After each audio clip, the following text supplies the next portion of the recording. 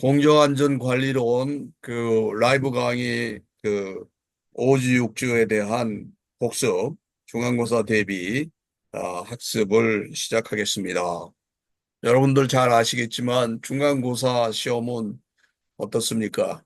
평가하기, 정리하기, 그리고 라이브 강의에서 했던 것들을 중점적으로 보면 어느 정도 점수를 받을 수 있다고 생각을 합니다. 그러나 뭐 전체적으로 그게 다는 아니겠죠. 그런데 어쨌든 어 공부는 그런 방법으로 3단계에 걸쳐서 해 주시면 좋을 것 같다는 생각이 듭니다.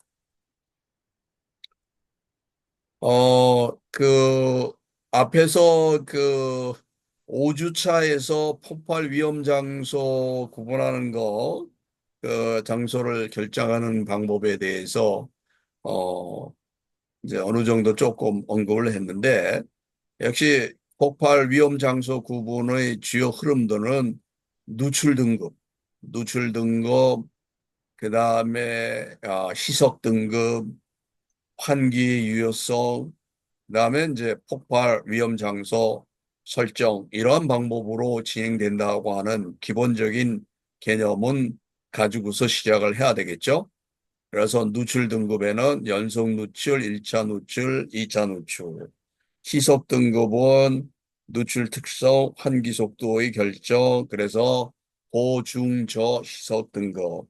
환기 유효성은 환기가 우수하냐, 양호하냐, 미흡하냐 하는 이러한 것을 가지고서 영종, 1종, 3종의 위험 장소를 어, 아, 열, 영종, 1종, 2종이네요. 이거 잘못했네요. 2종 장소에 대한 어, 폭발 위험 장소를 우리가 결정을 할 수 있다. 인 것을 환기했으면 좋겠습니다. 그래서 이제 이게 우리 도시법에 의한 접근 방법으로서 물질의 특성을 알아갖고 이제 쭉 내려가는 거죠. 그다음에 누출원의 존재, 누출 등급이 나오고 이러한 사실은 이 폭발 위험 장소를 설정하는 그것도 어 전문가가 아니면 잘 못하는 경우가 많죠. 요거만 가지고서도 돈을 엄청나게 받는 그러한 컨설팅이 존재한다라는 사실을 알면 이건 굉장히 어떻게 보면 좀 공정안전관리론 또 안전관리라고 하는 측면에서 꽤 높은 전문적인 내용이다 이런 생각이 듭니다.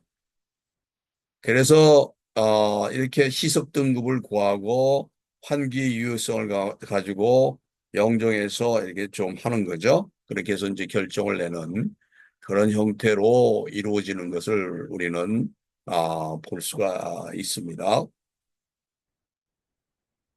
그래서 이제 우리는 저거를 전문적으로 해서 용역으로 제출하는 그 정도의 수준은 아니라고 생각을 하기 때문에 영종 장소는 어떤 것이 되느냐, 폭발성 가스 분위기가 연속적으로 장기간 또는 빈번하게 존재하는 장소는 영종 장소로 한다. 용기의 안쪽, 뭐 이 배관의 내부, 장치의 내부 이런 등가 영종 장소가 되겠죠. 일종 장소는 뭐야? 정상 작동 상태에서 폭발성 가스 분해가 간헐적으로 생성되는 거. 맨홀, 벤트, 피트, 뭐 주의.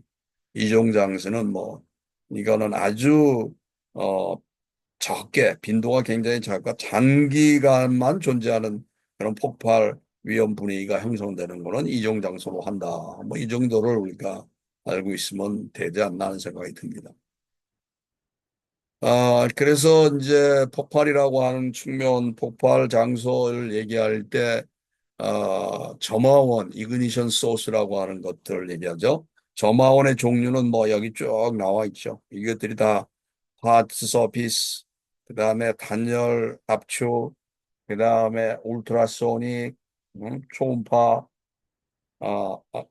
맞죠? 이오니제이션 라디에이션, 이완화된 복사, 그다음에 화학 반응 쭉 다 이런 것도 있어. 일렉트릭 스파크 앤 다크, 그다음에 정전기 뭐죠?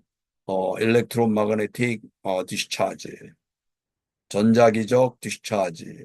이쭉 뭐 정전기를 얘기하는 거겠죠? 그런데 성능 평가에서 제해해 주는 거는 뭐야? 저전압 소전류의 전기회로로서 1.5V, 0.1 암페어, 20mW의 어느 것도 초과되지 않는 것은 우리가 저마온으로 보지 않는다라고 하는 것을 언급을 하고 있습니다. 어, 또 이제 발화 온도. 이거는 저마온이 없이 연소 폭발을 일으키는 온도, 그러니까 발화 온도 또는 어, 자기 발화 온도 이렇게 얘기를 하죠. 오토 이그니션 템퍼러처가 이그니션 포인트를 얘기하는 겁니다. 저마온이 없이 열을 축적해서 어, 연소 반응을 일으키는 거, 화재가 일어나는 것을 AIT, 뭐 자기 발화 온도 이렇게 얘기를 보통 하죠. 산업안전 시험에서 또 굉장히 많이 나온 것 중에서 최대 안전 틈새라고 하는 거, 이거 쓰는 문제가 굉장히 많이 나와요. 그러니까, 틈새를 화염 전파가 일어나는 그 억제할 수 있는 틈새의 최대 간격을 얘기하는 거죠. 여기 보면 폭발성 분위기에 놓인 방치된 표준 용기 길이가 12.5mm의 접촉면 틈새를 통해서 화염이 전파되느냐 안 되느냐를 나타내는 최대 안전 틈새를 우리가 얘기를 한다. 요 최대 안전 틈새라고 하는 용어를 쓰는 시험 문제가 굉장히 많이 나오는 걸 볼 수 있어요. 어, 최소 점화 전류. 보통 최소 점화 에너지라고 하는 얘기도 얘기를 하는데 폭발된 전기 스파크에서 폭발을 일으키는 최소의 회로 전류를 얘기한다. 최소 점화 전류. 폭발 방지 방법은 뭐 여러 가지가 있죠. 그러니까 분위기 형성을 방지하는 거니까 우리가 화재의 3요소인 가연성 물질이 없으면 일어나지 않겠죠. 또는 불활성화라고 하는 질소나 이산화탄소를 주입해서 인너팅이라고 하는 게니까 인너팅은 점화가 일어나지 않는 산소의 농도를 굉장히 낮춰주는 거죠. 그걸 인너팅이라고 얘기한단 말이에요.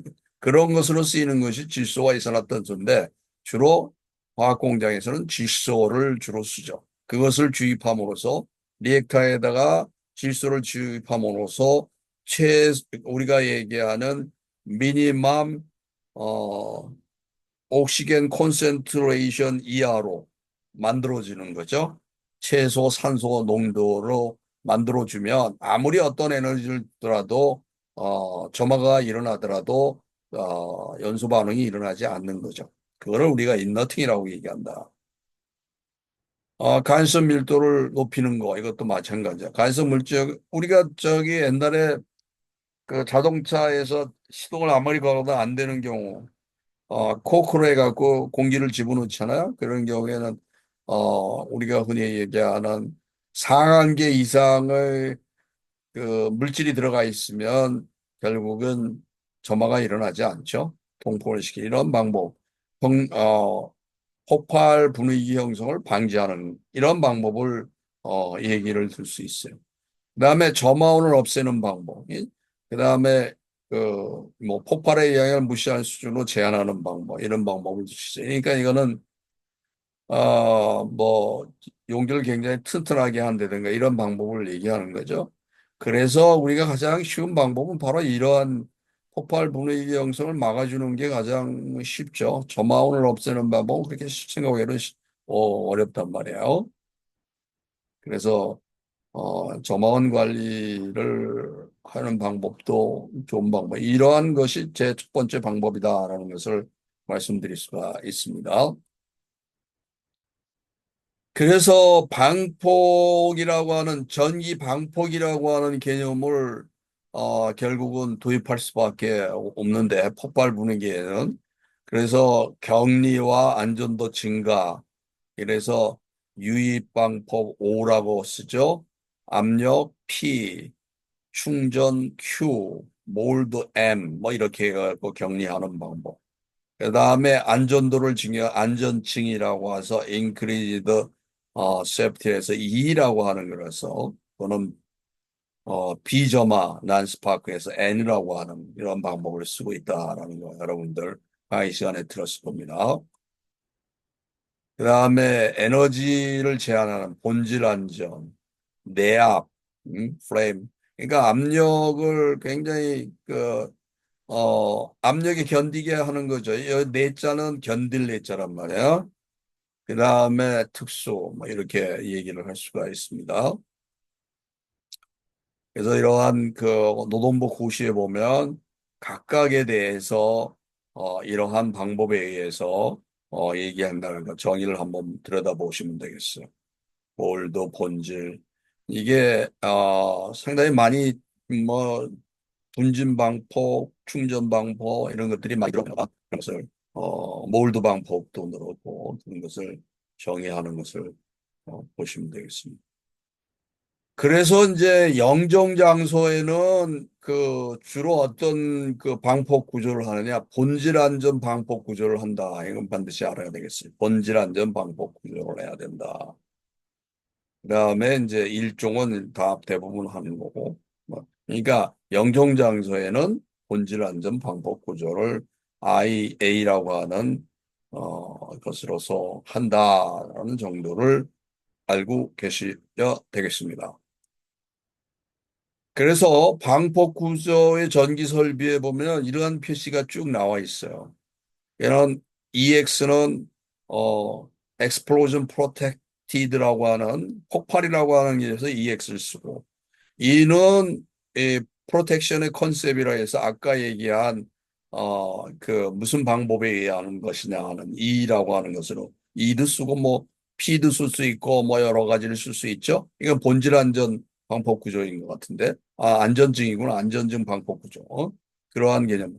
요 아라비아 숫자로 1, 2로 쓰는 거 1은 탄광에서 쓰는 거고 2는 석유화학 등의 일반 산업. 그러니까 우리가 산업 안전에서는 중부 대부분 2를 쓰겠죠. 석유화학 등의 일반 산업에 쓰는 거니까. 탄광에서는 이걸 1로 쓴다. C라는 것은 가스 그룹 ABC라고 하는 폭발 등급을 얘기하는 거고 T4라고 하는 것은 온도 구분을 얘기하는 겁니다. 그러나 IPA 54라는 것은 액체 고체의 보호 등급을 얘기한다. 이게요. 그래서 전기 설비에 대해서 표시 기호가 이렇게 된다. 그래서 우리가 폭발 위험 장소를 구분할 때 가스인 경우에는 영종은 이렇게 동그란 거로 치고 일종인 경우는 이렇게 양으로 이종인 경우는 빗물로 하나 치는 것을 볼 수가 있어요.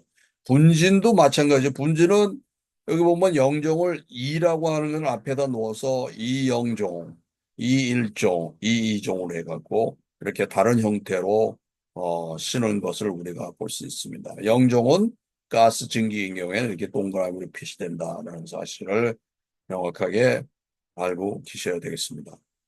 어떻게 다 됐네? 너무 빨리 됐네? 어, 그래서 아까도 말씀드렸지만